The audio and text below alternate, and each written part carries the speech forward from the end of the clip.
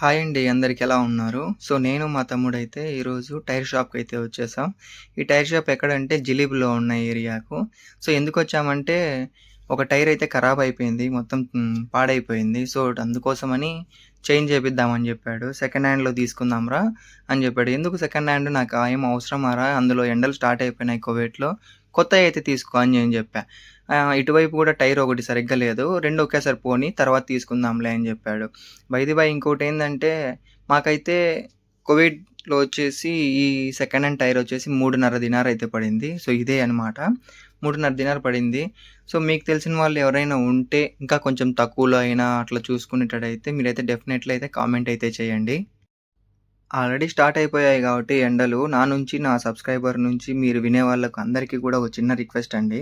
Drivers అయినా, ఎక్కడైనా India అయినా, అది కువైట్ అయినా ఏదైనా కానీ కొంచెం సేఫ్టీగా ఉండండి. ఎందుకంటే మనల్ని నమ్ముకొనైతే ఫ్యామిలీ అయితే ఉంది. ముఖ్యంగా అయితే బైక్ డ్రైవర్స్ కొంచెం వాటర్ గూడా ఎక్కువ తీసుకోండి. నేను ఎందుకు ఇలా చెప్తున్నానంటే, నేను ఒక యాస్ ఎ డ్రైవర్‌గా అయితే ఆల్రెడీ చూసాను గదా! ఎలా ఉంటది డ్రైవింగ్ ఫీల్డ్ అనేసి. అందుకోసం ఇంగ కువైట్‌లో ఉన్న వాళ్ళైతే డైలీ 5 లీటర్ అయితే వాటర్ ఇంకా చూస్తే మాకైతే చెకింగ్ అయితే జరుగుతా ఉంది. ఎందుకంటే పంచర్ ఉందా? లేదా? లీక్ పంచర్ ఉందా? అనేసి ఒకసారి టెస్ట్ చేస్తా అన్నాడు.